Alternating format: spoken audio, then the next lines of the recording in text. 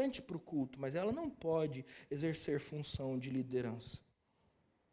Não como uma liderança ordenada, o diácono ou o presbítero. Então, as funções precisam ser respeitadas, ainda que o valor seja o mesmo. Percebe? Eu não posso pegar qual que é o nome do nosso goleiro da seleção brasileira? É o Ellerson? É quem? O Alisson que estava lá ontem. Eu não posso pegar o Alisson e pedir para que ele faça os 3 gols do jogo. Mas é de se esperar que o Vini Júnior cruze para que aquele menino bom do Palmeiras, que lembra muito o Pelé, no meu ponto de vista, dê aquela casquinha e faça o gol. Percebe? Mas se de repente um atacante correr para suprir a necessidade, porque o goleiro subiu para o ataque, e então quando o atacante do time adversário chutar, ele se antecipar e colocar a mão na bola para evitar que ela chegue no gol, o juiz vai apitar e marcar? Pênalti. Porque as funções precisam ser respeitadas. É assim que a gente também vive dentro da igreja. Então perceba, para que entendamos a dinâmica da liderança da igreja como um jogo coletivo, nós não precisamos apenas entender que a gente não vive sozinho e não lidera sozinho. A gente também precisa entender que cada um de nós, convivendo uns com os outros, temos os nossos papéis, nossas funções e as nossas obrigações a serem cumpridas. Tudo bem? Então agora a gente entra no texto. E a primeira coisa que eu gostaria de mostrar para vocês, especificamente no versículo 1, é o seguinte. O texto diz, fiel é a palavra. 2 pontos. Que palavra? Se alguém deseja o episcopado, excelente obra almeja. Aqui a gente tem 2 palavras que são parecidas, mas diferentes. Se alguém deseja e depois, excelente obra almeja. Qual é o sentido dessas palavras? A ideia é que se alguém ambiciona, de maneira geral, o episcopado, a função da liderança, deseja uma obra muito nobre. Agora, no grego, é importante que a gente entenda o significado específico de cada uma delas. A primeira delas, se alguém deseja no sentido de que trabalha para se tornar. A palavra grega, ela traz a raiz que depois vai se tornar, nos nossos estudos, quem faz administração, gestão de pessoas, ergonomia, sabe o que é isso? É o estudo de como nós podemos trabalhar melhor, não é? Porque ergo é trabalho. E aí quem deseja, quem trabalha para, que é epergo, a raiz do verbo. Então, quem trabalha para se tornar um bispo, quem trabalha para se tornar um líder. E aqui, nessa expressão, a gente tem um ensino muito importante para nós. Sabe qual é? Ninguém nasce líder da igreja. Ninguém nasce e, de repente, recebe. Alguns fazem isso em outras igrejas. Na igreja presbiteriana, nós não fazemos. Recebe uma profecia dizendo, eis que te digo, pequeno varão, você crescerá e se tornará naturalmente um líder dessa igreja. As coisas não são assim. Nós somos forjados líderes. Nós somos trabalhados e nós trabalhamos para que a liderança seja possível. Se você, por exemplo, me tomasse há 10 anos atrás, quando eu tinha acabado de sair do seminário, talvez você ficasse desesperado. Eu me lembro de quando eu fui pregar pela primeira vez na Igreja Presbiteriana de Santa Rita, nem era ainda licenciado na igreja, estava sendo sondado. Meus irmãos, é algo desastroso. Algo desastroso. Não porque fosse muito ruim, mas é porque estava muito longe daquilo que um pastor precisa. E 10 anos se passaram, quer dizer que eu já estou bom, estou no ponto? Nada disso. Daqui 10 anos, eu acho que, o pastor Gessé está aqui para não me deixar mentir, eu acho que eu vou olhar para trás e vou dizer, meu Deus, como ainda que melhorando, eu ainda errava tanto. E como o Senhor, com a sua graça, trabalhou no meu ser, e eu, em meu esforço, participei daquilo que o Senhor me pediu para fazer, e me tornei um líder melhor. Talvez, se os nossos irmãos presbíteros também fizessem o mesmo exercício, olhando para trás no começo de seus ministérios e dizendo, tinha coisas que eu fazia que eu não deveria ter feito. Acho que aquela postura talvez eu precisava rever. E que bom que Deus mandou o fulano de tal, e que um dia esse fulano me confrontou, e eu mudei o meu coração. Que bom que Deus trabalhou em mim, e que bom que eu trabalhei com Deus para que essa ideia da liderança que Deus confiou nas minhas mãos fosse possível. Porque desejar aqui no grego não é simplesmente sentar e sonhar com algo que se quer muito. Desejar é trabalhar para que isso aconteça. Você me entende? Ai, pastor, mas eu desejo muito servir a igreja. A minha pergunta é, o que você está fazendo para isso hoje? Ah, pastor, mas eu acabei de chegar. Pois é, você não precisa servir amanhã. Mas se você não começar a estudar a palavra, se você não começar a frequentar as programações, os cultos, se você não começar a se relacionar com as pessoas, o seu desejo de servir a igreja não vai se concretizar, porque não há trabalho. Há só um desejo vazio e que não serve para nada. É vento, é fumaça, é aquele negócio, ai, que desejo de ser rico, o que você faz para isso? Nada, então não vai ser. Entende? Ai, que desejo de ter um terceiro filho, né? O que você faz? Não faço também, porque é melhor não, dá muito trabalho, né? Pelo menos por enquanto eu estou traumatizado. Então é melhor não ter. Mas se eu quiser ter, eu preciso trabalhar para que isso aconteça. Percebe o que eu quero dizer? Percebe o que o texto quer dizer? Porque desejar o episcopado não é simplesmente sentar no banco da igreja e dizer, quem sabe um dia eu possa servir a igreja do Senhor Jesus e abençoar as pessoas aqui. É levantar-se desse banco e dizer, bom, um dia eu vou servir a igreja do Senhor Jesus e abençoar as pessoas aqui. O que eu preciso fazer para que esse dia chegue? Eu preciso estudar as escrituras, então estudarei. Eu preciso frequentar as programações, então frequentarei. Eu preciso conhecer as pessoas, amar as pessoas, andar com as pessoas. Eu preciso me aproximar de alguém que já exerce esse papel e caminhar com ele, aprender com ele e desenvolver a minha vida ao lado dele, sim, então isso eu também farei. Há a necessidade de que nós trabalhemos em nós para que o episcopado, o bispado, a liderança, no caso específico, o presbiterato, que é como nós aplicamos esse texto à realidade da nossa igreja, aconteça. Sem esforço, não há líder. Sem o trabalhar de Deus em nós e através de nós, não há liderança. Segundo, aqui a ideia de excelente obra almeja, o verbo já é diferente, a ideia é de um desejo que também não é um desejo abstrato ou simplesmente um sentimento, mas é um desejo que perdura e que é perseguido. Percebe? Dois verbos que acabam aplicando a ideia de que o presbiterato, a liderança formal da igreja, esse lugar que é muito desejado por alguns, mas pouco buscado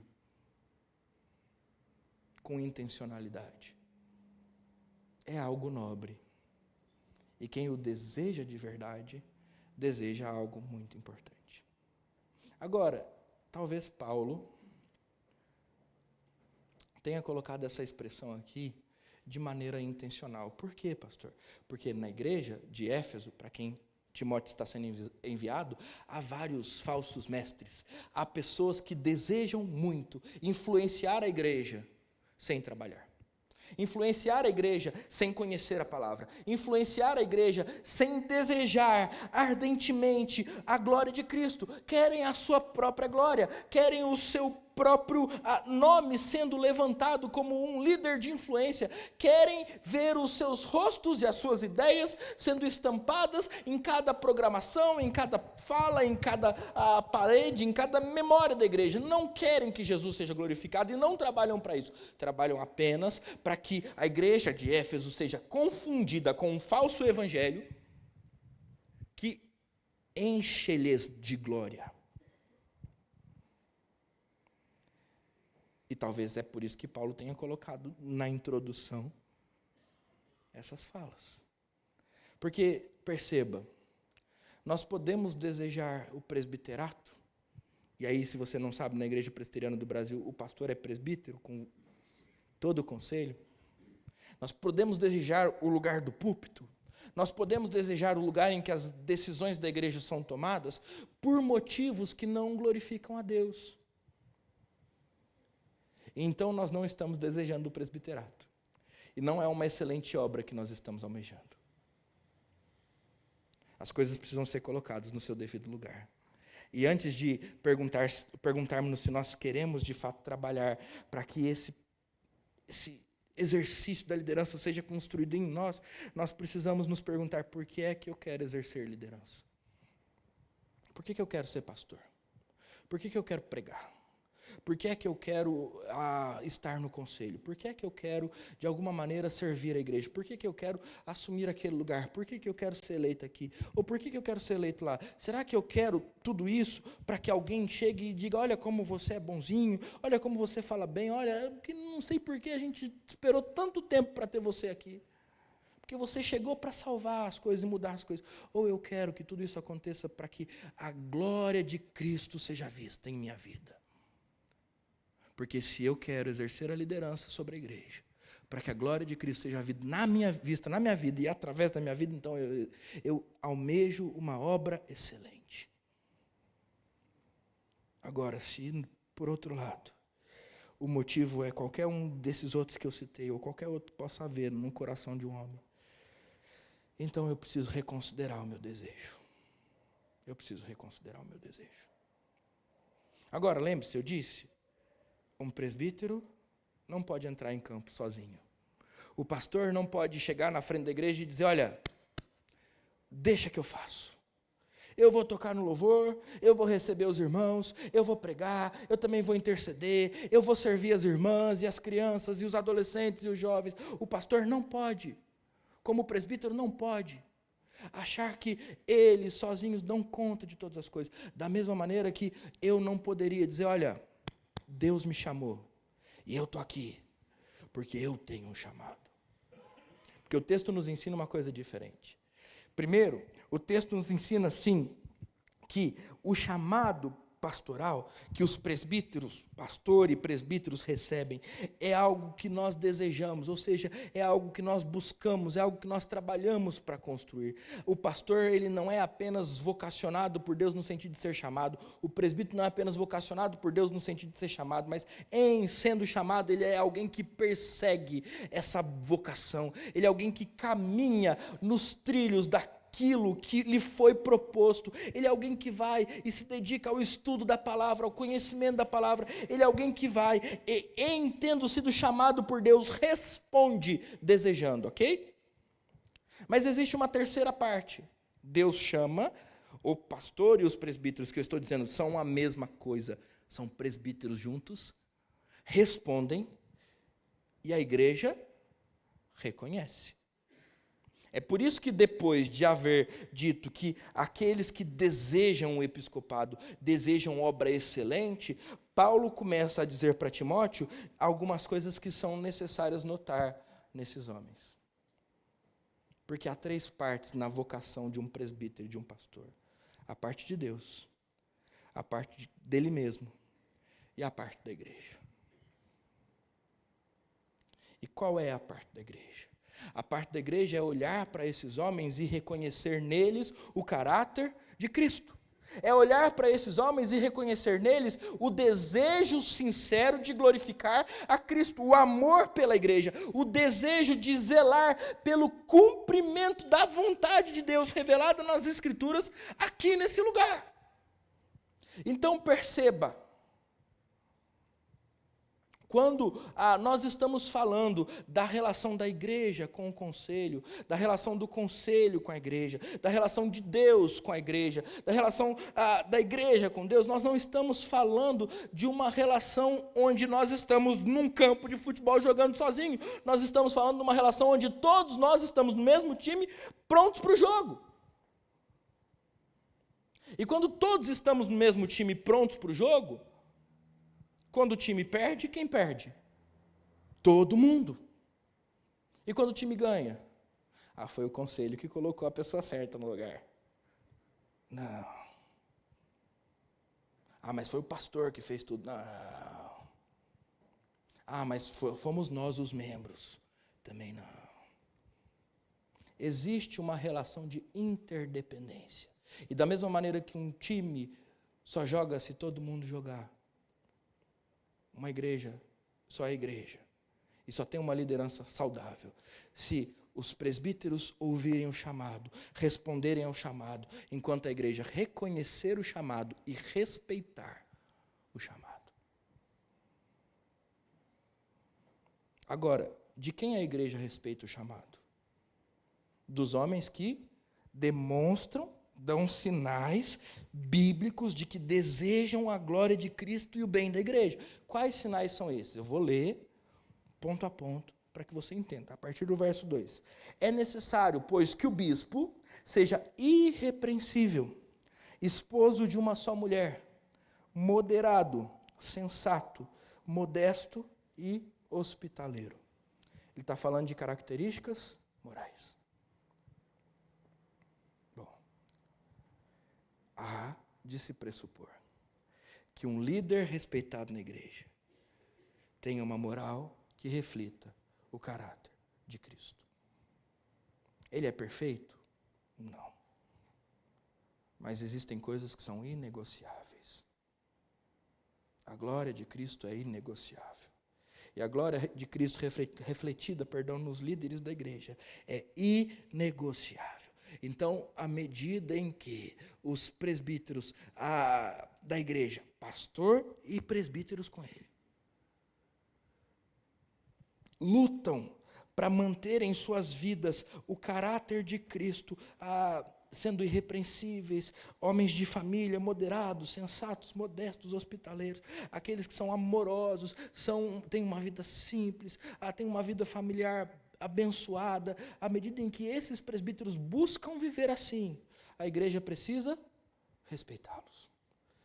Perceba, existe um pacto acontecendo aqui, onde os presbíteros se comprometem a uma vida de uma moral que glorifica a Cristo, e a igreja se compromete em respeitá-los.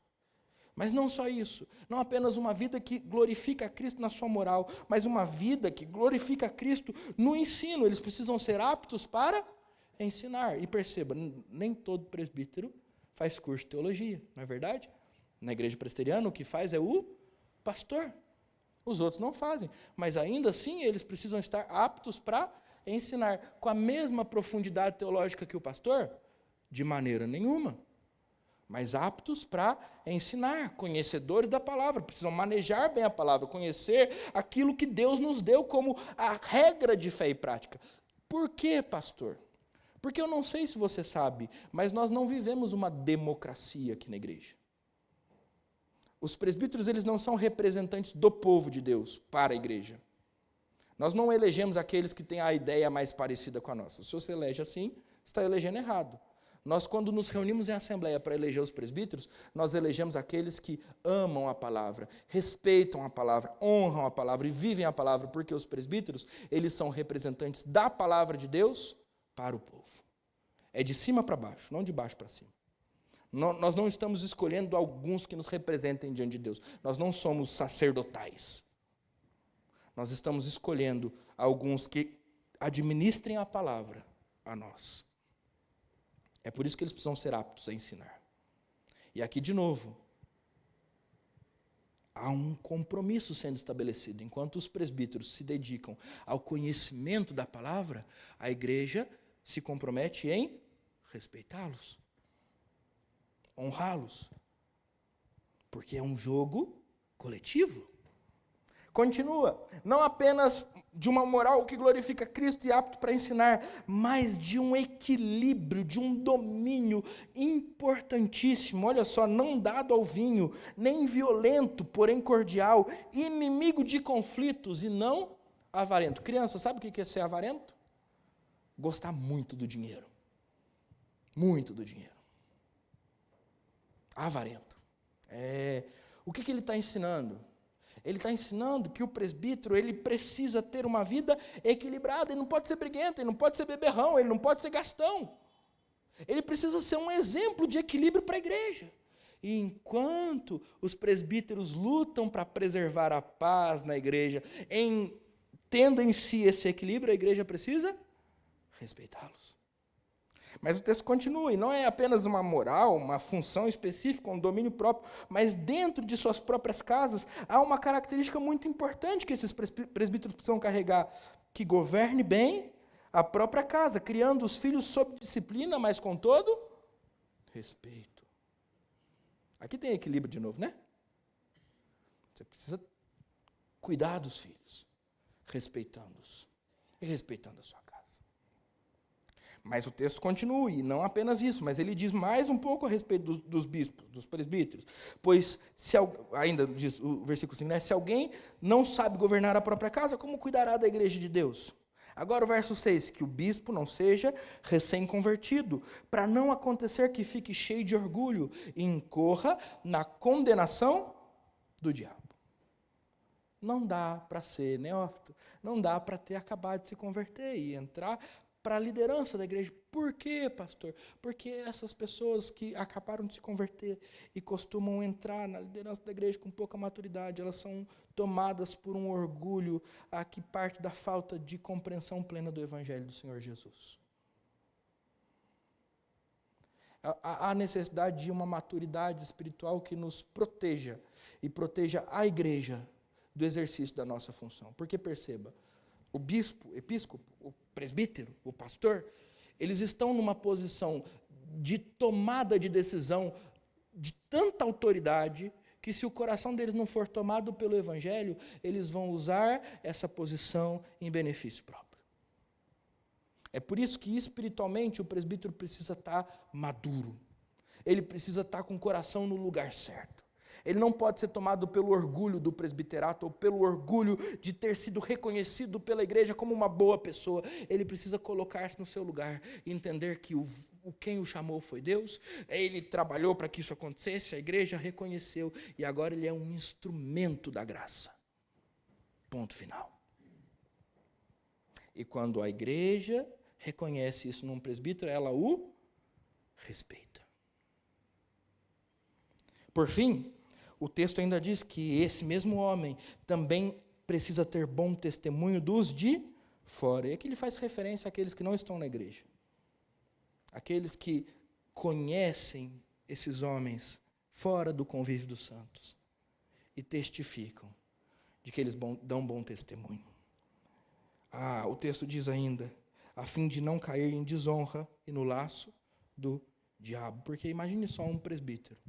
E eu já vi isso acontecendo em outros lugares, que diz ser um homem de Deus dentro da igreja, mas entre os seus amigos do mundo dá testemunhos horríveis, terríveis. Imagine só um pastor que usa do púlpito para pregar a palavra e até faz isso bem feito, mas na segunda-feira os seus vizinhos só o escutam brigar com a mulher, e gritar com a mulher, e gritar com os filhos, e ofender a mulher, e ofender os filhos. É a mesma boca que aqui proferia palavras de bênção, lá está proferindo palavras de maldição. O que vão falar da igreja desse pastor e desse presbítero? Além disso, o que vão falar do Jesus desse pastor e desse presbítero?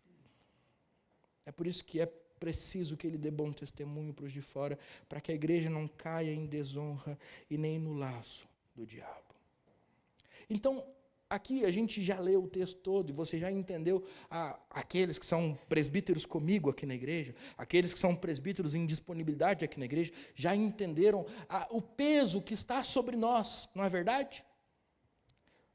Nós temos uma tarefa das mais nobres do mundo. No entanto, da mesma maneira que ela é nobre, ela também é algo extremamente exigente para nós. Só que isso não precisa ficar, ou não deve ficar só entre nós presbíteros aqui da igreja. Isso precisa ser ouvido por toda a igreja, porque perceba quão árdua é a nossa tarefa, meus irmãos. Perceba quão difícil é a gente sustentar todas essas coisas debaixo da graça de Deus.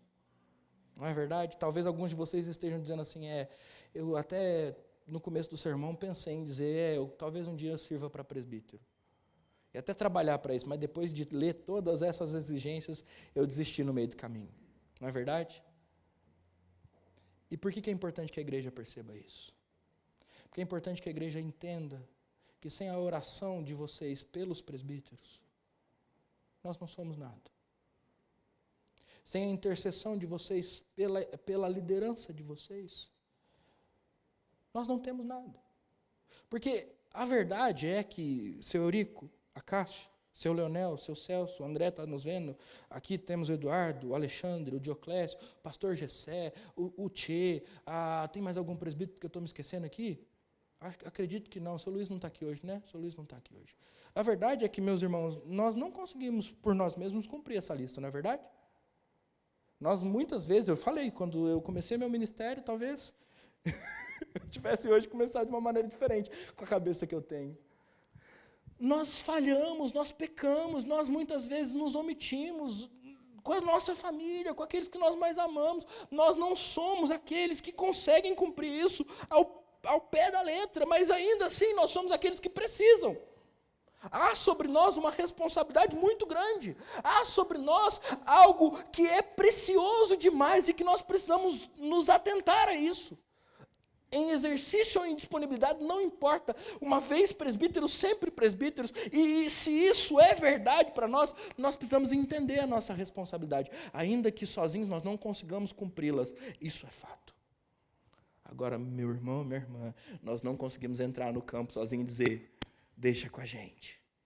Se vocês não orarem por nós, se as nossas esposas não nos apoiarem, se a junta diaconal não olhar para o conselho e dizer, olha, o que nós podemos fazer para ajudar esses homens a cumprir o seu papel?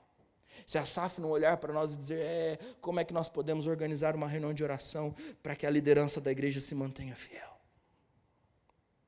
Nós não vamos vencer o jogo. Porque é como se nós estivéssemos entrando em campo sozinhos. E sozinho ninguém joga. É por isso que o texto continua, e eu vou andar um pouco mais aqui, a gente já viu muita coisa importante do texto, dizendo, do mesmo modo os diáconos. Do mesmo modo os diáconos.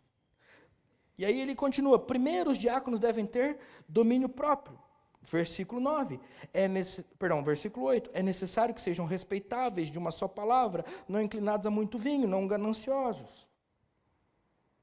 Depois ele diz, é também necessário que os diáconos tenham a convicção da sua fé, conservando, versículo 9, o ministério da fé, com a consciência limpa. Mas se é o presbítero que ensina, eu não preciso conhecer a palavra. Não é verdade. Lembra de Estevão? Atos capítulo 6, Estevão é eleito entre a igreja, escolhido na igreja como diácono dela. Atos capítulo 7, Estevão faz um dos sermões mais brilhantes do Novo Testamento e é morto por ele. Aquele homem conhecia ou não conhecia a palavra? Os diáconos precisam conhecer a palavra. É por isso que se o diácono não está de plantão, ele está aqui dentro ouvindo.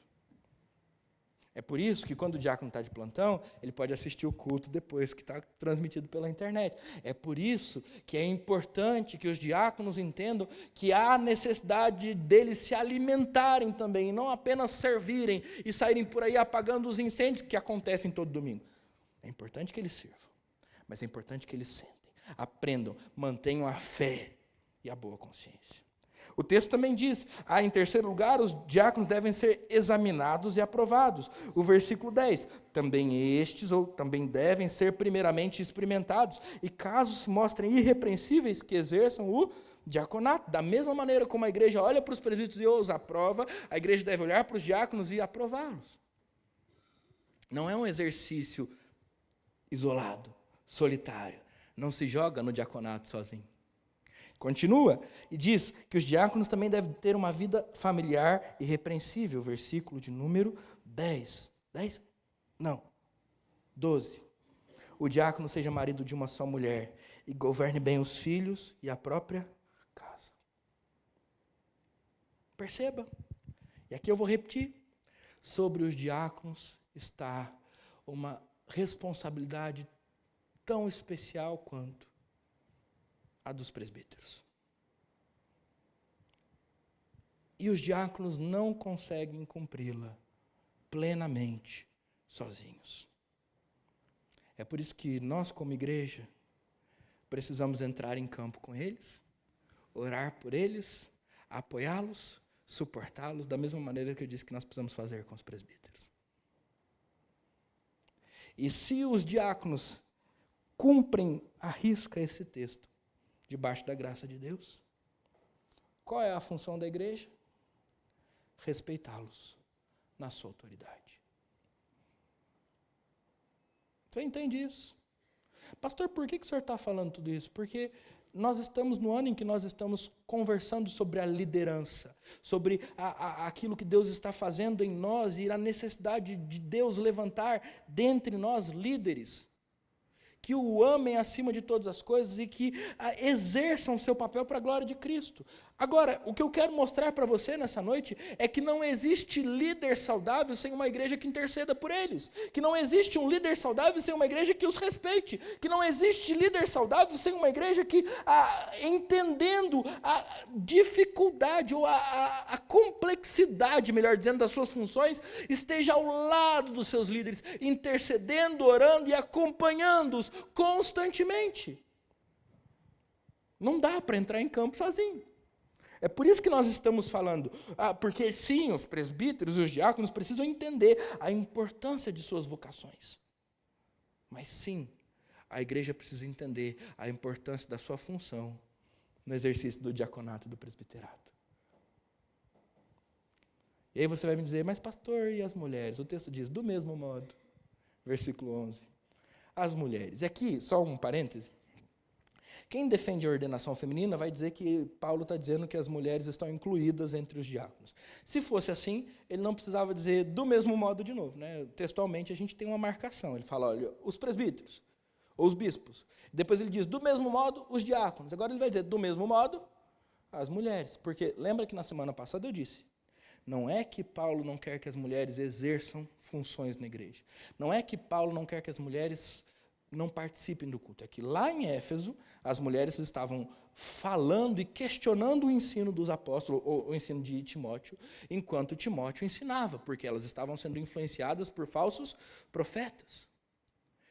Mas nós podemos entender que na igreja de Éfeso, da mesma maneira em que existiam mulheres que ficavam fazendo fofoquinha, e que é a expressão que é usada lá no capítulo 5 de 1 Timóteo, por isso que eu usei ela, fofoquinha e barulhinho enquanto o pastor estava ensinando, existiam também mulheres saudáveis que exerciam liderança na igreja. Não liderança ordenada, mas liderança dentro da igreja. Então é por isso que Paulo está dizendo, do mesmo modo, as mulheres que lideram, as mulheres que exercem certo serviço, para ficar melhor, né? Porque a liderança, ela pressupõe a ordenação, então as mulheres que servem, tá bom? Elas precisam, versículo de número 11, a ser respeitáveis, não maldizentes, moderadas e fiéis em tudo. Então nem a dona Cinéia escapou, presidente da SAF. Tá? Nem a do Carmo, que está ali fazendo os bonequinhos, no final do culto a gente vai conversar sobre ele, escapou. Nem a dona Zenilda, que nos abençoa tantas vezes, com tudo aquilo que ela faz aqui no dia a dia da igreja, escapou. A palavra não é só para os presbíteros, como chefes da igreja, como líderes da igreja, como líderes de suas casas. A palavra também não é só para os diáconos que auxiliam os presbíteros nessa função. A palavra também é para as mulheres que estão servindo a igreja no seu dia a dia. É importante, minhas irmãs, que vocês entendam a grandiosidade da tarefa que foi confiada a vocês. Ela não é menor, ela é diferente. E sendo da mesma ou do mesmo tamanho, ela precisa ser exercida com a mesma responsabilidade, com a mesma natureza. O que ele diz dos presbíteros, ele diz dos diáconos, ele também diz das mulheres. É necessário que eles sejam irrepreensíveis, é necessário que sejam respeitáveis, é necessário que sejam respeitáveis também quanto as mulheres. E de novo perceba, vamos fazer um jogo de futebol aqui na igreja? Homens contra mulheres, é possível? Para usar a metáfora que eu criei lá no começo? Porque se a gente começar a jogar um contra o outro, nós vamos perder o jogo de verdade.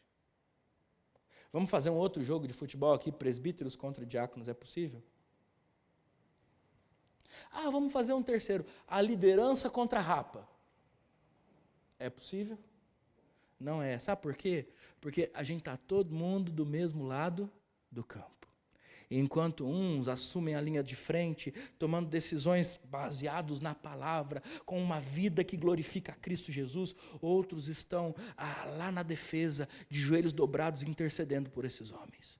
Outros ainda estão lá no gol, na retaguarda, impedindo que as bolas lançadas pelo inimigo adentrem dentro do nosso arco e marquem pontos para eles. Percebam como a igreja é um jogo coletivo? E que nesse jogo, ou a gente está do mesmo lado do campo, jogando uns com os outros e uns pelos outros, ou a gente está perdendo o jogo. Então, deixa eu aplicar essa palavra ao seu coração de algumas maneiras muito importantes. Meu irmão presbítero, seja você em exercício, seja você em disponibilidade. Quando você se levanta para viver contra esse texto aqui, não é só você quem está perdendo, a igreja está perdendo.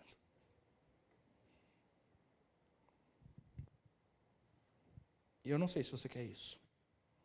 Eu sei que você não foi chamado para isso. Talvez você precise se esforçar um pouco mais.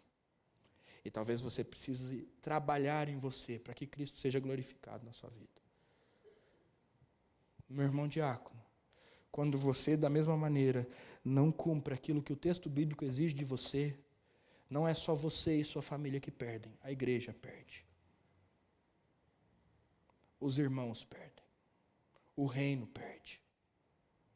Minha irmã, você que serve a igreja de maneira tão preciosa, quando você descumpre aquilo que o texto bíblico exige de você, não é só você ou sua família que perde, a igreja perde. Agora, deixa eu dizer mais uma coisa a vocês. Meus irmãos e irmãs que não exercem função de liderança na igreja, mas hoje conseguiram compreender a complexidade do que significa ser um presbítero, do que significa ser um diácono, do que significa ser uma líder de departamento infantil, de SAF, de zeladoria, ou de qualquer outra coisa que a igreja tenha como um ministério, tá bom? Vocês entenderam como é difícil, né? Vocês entenderam que não é um cargo administrativo, mas é um cargo espiritual, que demanda de nós não apenas o exercício ou a capacidade de cumprir tarefas, mas a capacidade de ser como Jesus era, de amar como Jesus amava e de administrar a palavra de Jesus à vida da igreja. Vocês entenderam isso, né? Então entenda mais uma coisa. Não é porque você não está nesses lugares, exercendo essas funções, que vocês não são importantes. Porque se a liderança não tiver uma retaguarda que ora por elas, ou por ela, a igreja está perdendo. Então, se você, ao invés de amar os seus presbíteros, os seus diáconos, os líderes que estão do seu lado, que Deus chamou para guiá-los, começa a maldizê-los, começa a alimentar no seu coração sentimentos que vão atrapalhar a sua relação com eles, não é só você que está perdendo. A igreja também está perdendo. Se você deixa alguma coisa mal resolvida atrapalhar o fato de que você precisa se submeter às decisões que o conselho tem tomado, aquilo que o conselho tem feito, não quer dizer que você tem que engolir tudo aquilo que o conselho faz, não quer dizer que você tem que obedecer cegamente tudo que a junta diaconal faz. Já disse uma vez e repito, nós somos representantes da palavra.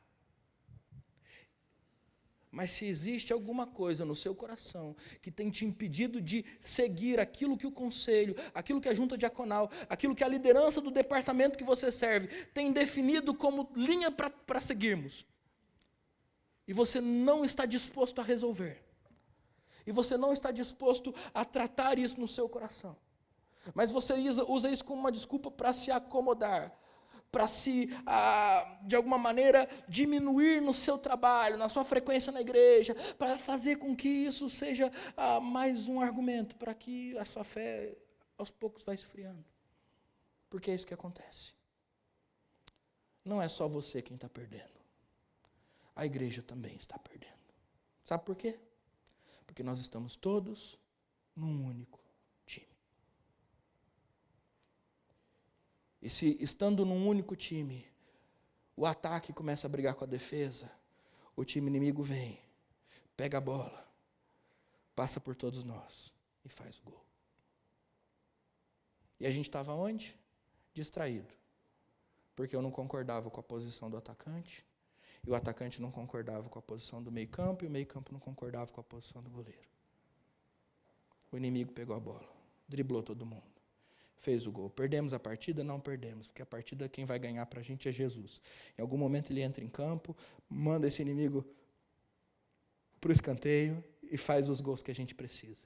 Mas a gente tomou um gol. Você está me entendendo? É importante que nós entendamos isso. E é importante que, à luz do que Paulo fala a Timóteo, nós pratiquemos isso, de maneira a glorificar ao nosso Senhor. Então eu termino dizendo o seguinte: meu irmão líder da igreja, honre a vocação que você recebeu do Senhor Jesus. Honre com todas as suas forças. Deseje ardentemente ocupar o seu lugar. E aqui, eu sei que eu estou me estendendo, mas eu preciso falar isso. Deixa eu contar uma história para você. Eu tenho um amigo que exerce uma função administrativa dentro da prefeitura lá de Itajubá. E um dia a gente estava conversando e ele me disse uma coisa que me marcou assim, e eu tomei para mim. Ele disse assim: João, sabe por que eu estou na Secretaria de Esportes? Porque eu nunca achei que esse lugar fosse meu.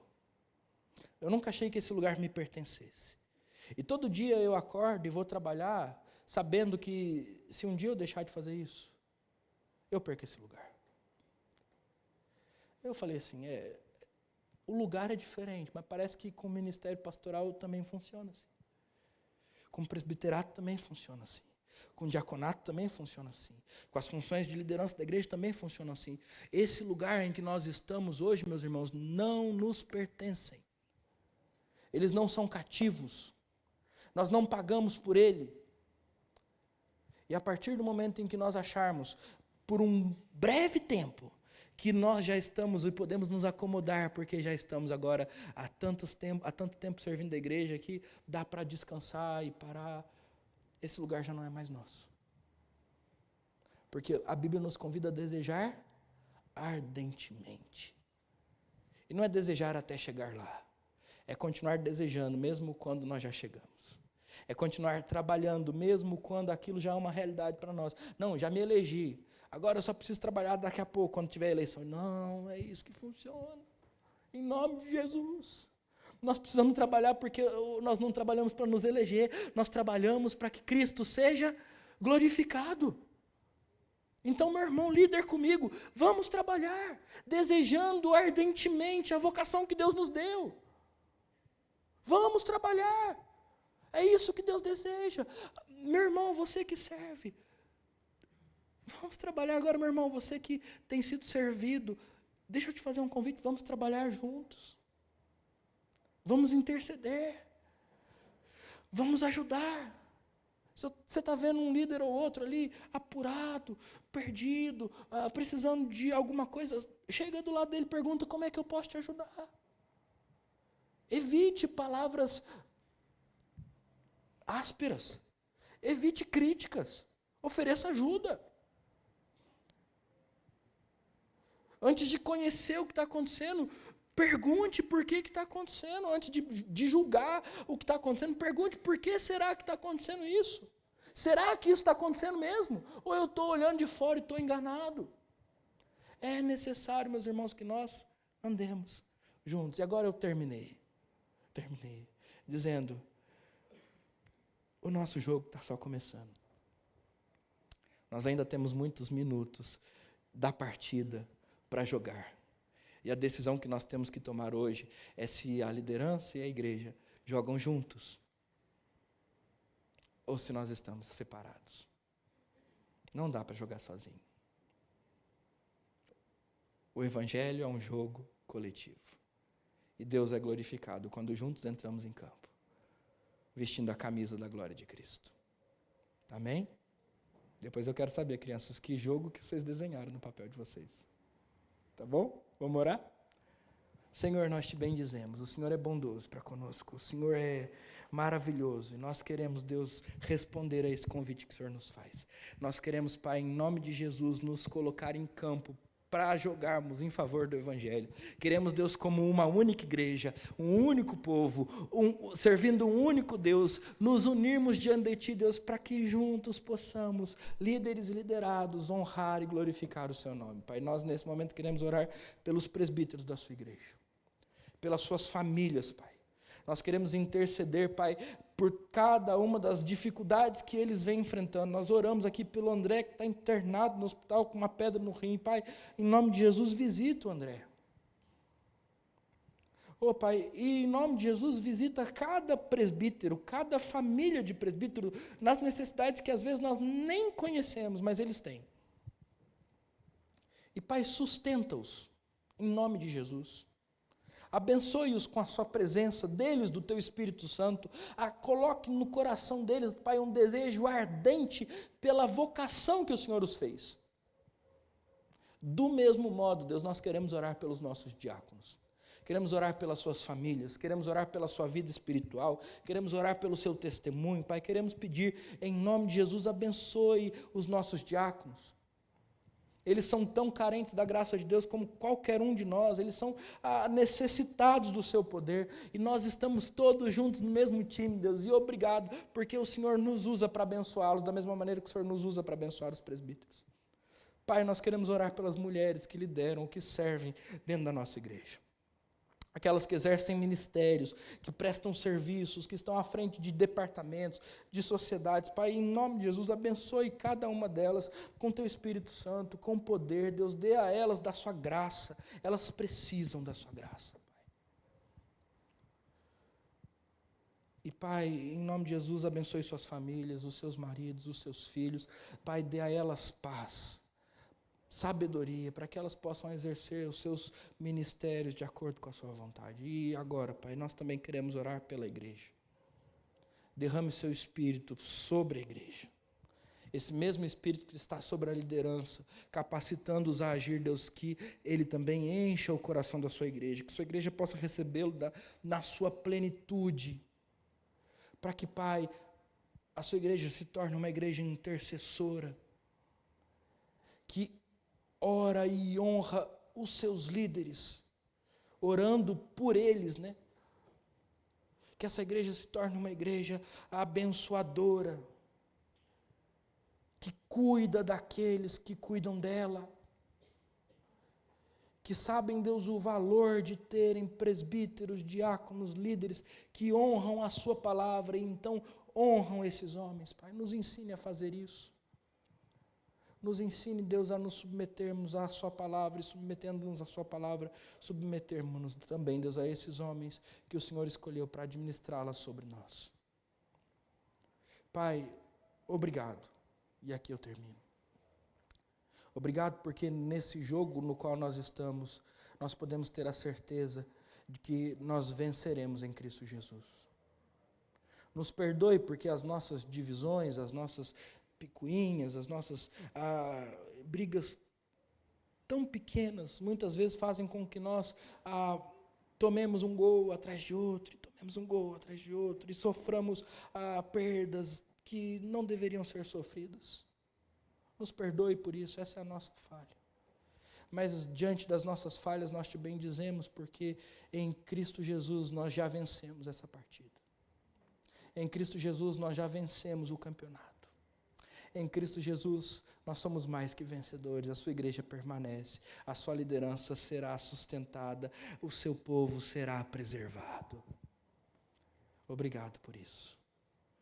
Obrigado porque esse jogo não depende de nós. Em nome de Cristo que nós oramos. Amém e amém. E agora, irmãos, que a graça do Senhor Jesus, o amor de Deus o Pai, e as consolações ternas do Espírito Santo de Deus estejam sobre vocês, e sobre vocês permaneçam hoje e sempre. Amém e amém. Amém.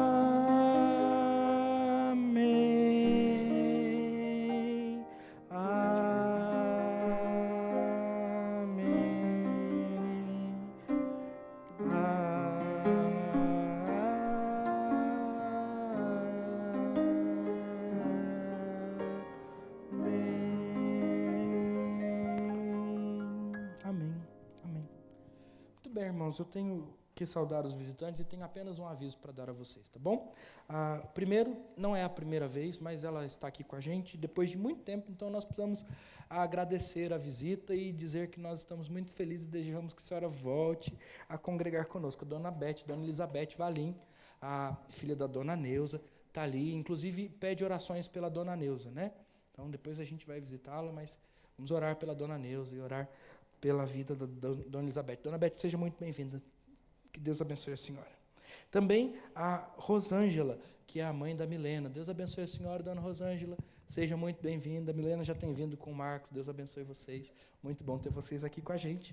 E também o Dario, que é esposo da Mariana. O Dario esteve com a gente no Encontro de Casais ontem. E que Deus abençoe vocês. Vocês de Piracaia costumam sentar juntos assim mesmo, sempre? Porque eu não sei se vocês sabem, irmãos, mas agora nós temos o núcleo de Piracaia da igreja, né? Já faz alguns meses, alguns irmãos de Piracaia, algumas semanas, alguns irmãos de Piracaia têm vindo até aqui, e nós louvamos a Deus pela vida de vocês. Tem o núcleo de Bom Jesus dos Perdões, né? Cineia, Jefferson, seu Moisés, o Alan e a Aline. Hoje a Fernanda está aqui também, Deus abençoe, Fernanda.